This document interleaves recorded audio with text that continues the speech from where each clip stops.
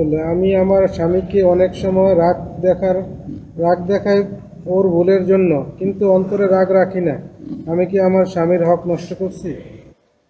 রাগ দেখাই বলছেন, স্বামীকে আমি রাগ দেখাই কি অন্তরের থেকে সেটা করি না, সেটা তো আর আখলাক চরিত্রে বোঝা যাবে না যে আপনার অন্তরে কি আছে। অন্তরটা তো আল্লাহ দেখছেন।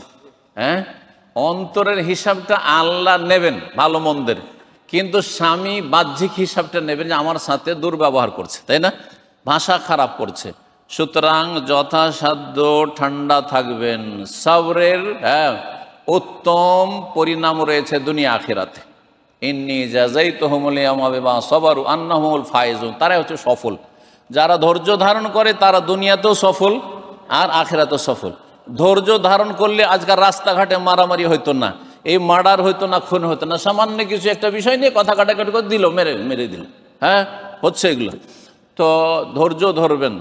আর স্বামীকে একটু কড়া ভাষায় বললেন, তার মনে হয়তো কখনো শয়তান ঢুকে গেল, আর তারপরে শয়তান তাকে কি করলো, একটা ওয়াসওয়াসা দিল যে তোর স্ত্রী তোর সাথে ভালো ব্যবহার করে না, সুতরাং আরেকটা খুঁজ, আজকাল তো আর অসুবিধা নেই। হ্যাঁ, আর যে ফিতনার যুগ, অনেকে তো ধর্মীয় লেবাস পরে বলছে আমি মহিলাকে দিনের দাওয়াত দিচ্ছি। একজন প্রশ্ন করেছেন, আমার পকেটে প্রশ্ন, কিন্তু লম্বা প্রশ্ন পড়ার সময় নাই, তো এইরকম মজলিস লম্বা হয়ে গেছে, সম্ভব নাই। কালকে প্রশ্নটি এসেছে আমার কাছে পরবর্তীতে, আর 3 পাতার প্রশ্ন আছে। এই বাহরাইনেরই প্রশ্ন। এক ভাই দিনের দাওয়াতের কাজ করেন, মহিলাদের সাথে এই করতে করতে ঘন্টার পর ঘন্টা স্ত্রীকে বাদ দিয়ে বাইরে গিয়ে লুকিয়ে হ্যাঁ গোপনে সে ওই কোরআন তালিমের নামে আর দাওয়াত দেওয়ার নামে আর হেদায়েত করার নামে, সুন্নত আর তৌহিদ শিখানোর নামে গিয়ে সে পরকীয়ায় লিপ্ত।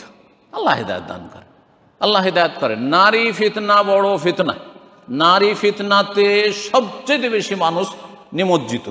আর তারপরে এই উম্মতের ফিতনা, পয়সার ফিতনা। এই 2 ফিতনা থেকে আমাদেরকে বাঁচতে হবে। নারী ফিতনা বনি ইসরায়েল যুগ থেকে চলে আসছে, আর এই উম্মতেও নারী ফিতনা আছে।